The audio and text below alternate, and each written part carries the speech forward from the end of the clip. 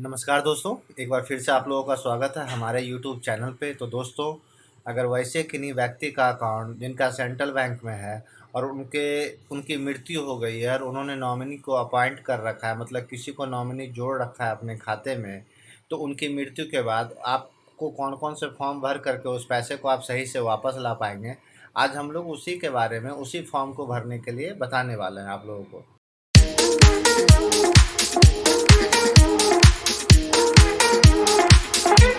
तो उम्मीद करता हूँ कि यह वीडियो आपको पसंद आएगी, और अगर आपको पसंद आए तो प्लीज़ हमारे वीडियो को लाइक कर देंगे, अपने दोस्तों को भी रेफ़र करेंगे, और अगर हमारा कंटेंट आपको अच्छा लगता हो तो प्लीज़ हमारे चैनल को लाइक और सब्सक्राइब कर देंगे।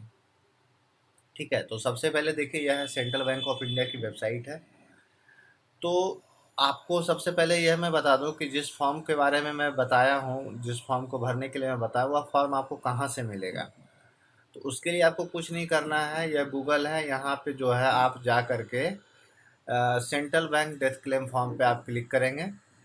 ठीक है, तो आपको कुछ इस तरह का आएगा, इंटीमेशन ऑफ डिजीज क्लेम। आप यहाँ पे क्लिक कर सकते हैं, यहाँ पे क्लिक कर सकते हैं। ठीक है, चलिए यहाँ पे क्लिक करके देखते हैं कि क्या बताया जाता है।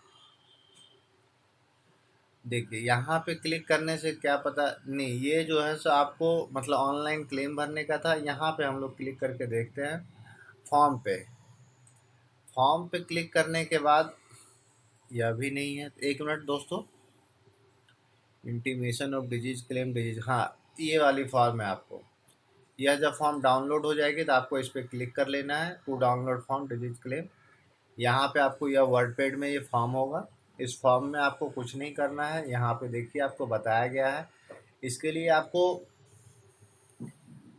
इसके लिए आपको देखिए क्या क्या लगेगा। Account with nomination clause, disease claim का फॉर्म, एंड आपको death certificate and identity proof है। इसके अलावा जो है सो आपको दो श्योरिटी मतलब दो विटनेस लगेंगे, जिसकी नेटवर्थ आपके क्लेम अमाउंट के इक्वल होनी चाहिए या उससे ज़्यादा होनी चाहिए।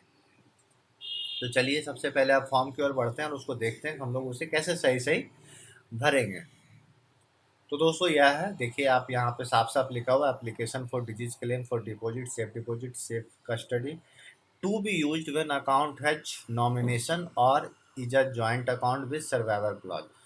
अब आप यहाँ पे समझिए, अगर जॉइंट अकाउंट है, अगर उसमें से एक होल्डर की पहले ही मृत्यु हो चुकी है, तो आप यह मत समझिएगा कि उस अकाउंट में मुझे इसी फॉर्म से चल जाएगा, तो फिर उसमें आपको अदर देन नॉमिनेशन का फॉर्म चलेगा। हाँ, अगर जॉइंट अकाउंट है और एक होल्डर की मृत्यु हो गई है और दूसरे होल्डर ने चाहे नॉमिनेशन अपॉइंट कर रखा है या ना कर रखा है, तो उस केस में जो आपको यह फॉर्म चलेगा।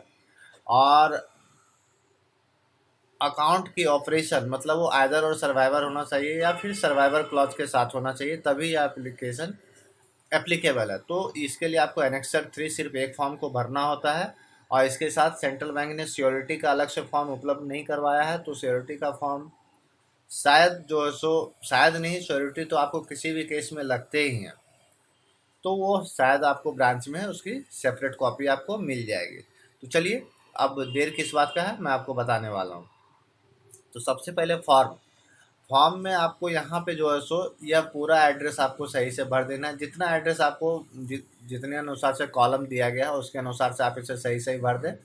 और फॉर्म में आप उन्हीं का दें जो क्लाइमेंट हो, क्लाइमेंट मतलब जिसका नाम नॉमिनी में हो।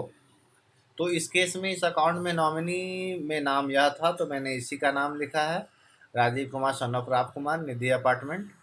जितना भी फुल डिटेल्स आप एज पर KYC आप यहाँ पे फिल कर दें। उसके बाद मरने वाले व्यक्ति का खाता किस बैंक अकाउंट में है, उस bank account, sorry bank account नहीं, मतलब किस bank, central bank of India के किस ब्रांच में है, उस ब्रांच का नाम आप यहाँ पे दे दें। उसके बाद यहाँ पे जो मरने वाले व्यक्ति हैं उनका नाम दे दीजिए और उनका अकाउंट नंबर यहाँ पे आप लिख दें, थोड़ा सा स्पेस दे करके आप लिख दें अकाउंट नंबर।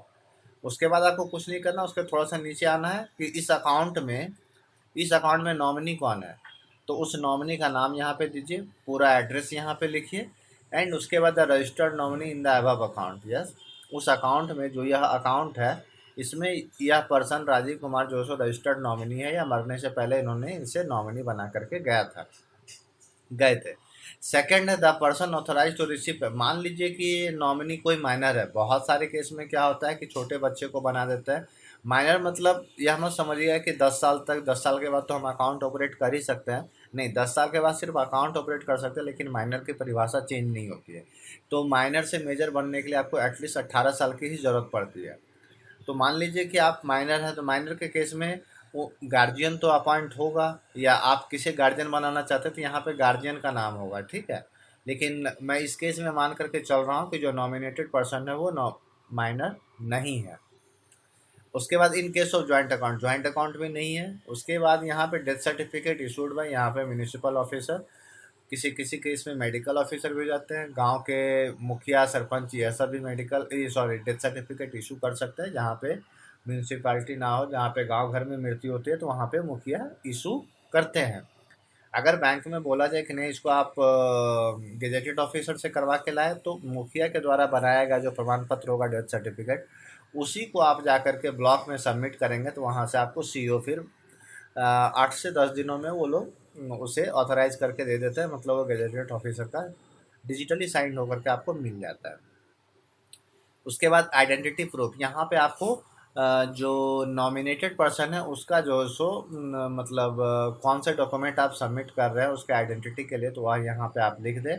उसके बाद मैं हमेशा कहता हूँ कि जिस डेट में आप ब्रांच विजिट कर रहे हैं वही डेट आप यहाँ पे भरें। तो देखिए मैं वही डेट भरता हूँ हमेशा।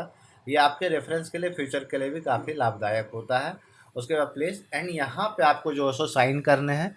यह कोई मैंडेटरी, मान लीजिए आपका सेंट्रल बैंक में अकाउंट है नहीं, तो यह मत आप समझिएगा कि मैं कौन सा अकाउंट करूँ। आपकी यहाँ पे मर्जी, आप कैसा अकाउंट में मतलब साइन करना चाहते हो। अगर आपका सेंट्रल बैंक में अकाउंट है तो आप वही साइन करें जो आप अकाउंट में करते हैं। तो यहाँ पे आप जो है सो यहाँ पे साइन कर दें, ठीक है। साइन करने के बाद डेट तो आप ऑलरेडी यहाँ पे लिखे हैं। तो इसके साथ आपको 2 विटनेस लगेंगे। 2 विटनेस का फॉर्म इन्होंने, हो सकता है इसके साथ वो सिर्फ आपके विटनेस का KYC लेकर के छोड़ दें, या फिर सेपरेट फॉर्म उपलब्ध करवाएं। मैं प्रयास करूंगा कि सेंट्रल बैंक ब्रांच छुट्टियों के दिनों में, मतलब मैं अपनी छुट्टियों के दिनों में मैं जाने के लिए, तो वहाँ से अगर मुझे फॉर्म मिलता है तो मैं आपको वह भी फिल करके मैं बता दूंगा कि सिक्योरिटी का फॉर्म अलग से इन्होंने प्रोवाइड कर रखा है या नहीं कर रखा है। लेकिन मोस्ट ऑफ द केसेस सारे बैंकों में सिक्योरिटी का फॉर्म अलग से भरवाया जाता है, लेकिन विद नॉमिनेशन क्लॉज में सिर्फ सिक्योरिटी का नाम और पता पूछा जाता है, अलग से नहीं भरवाया जाता। विदाउट नॉमिनी के केस में सिक्योरिटी का फॉर्म अलग से डेफिनेटली होता है। तो दोस्तों, यह था सेंट्रल बैंक ऑफ इंडिया का डिजीज क्लेम के फॉर्म को हम लोग कैसे सही भरते हैं, वैसे अकाउंट जिसमें मरने वाले व्यक्ति ने पहले से नॉमिनी अपॉइंट कर रखा है। तो उम्मीद करता हूं कि यह एजुकेशन पर्पस के लिए बनाई गई वीडियो आपको पसंद आई होगी। तो मेरी एक रिक्वेस्ट है, गुजारिश आपसे कि प्लीज़ आप हमारे चैनल को लाइक और सब्सक्राइब कर देंगे और वीडियो को लाइक कर देंगे। तो मिलते हैं इसी प्रकार के कुछ और इन्फॉर्मेटिव वीडियो के साथ। Thank you very much. जय हिंद, जय भारत।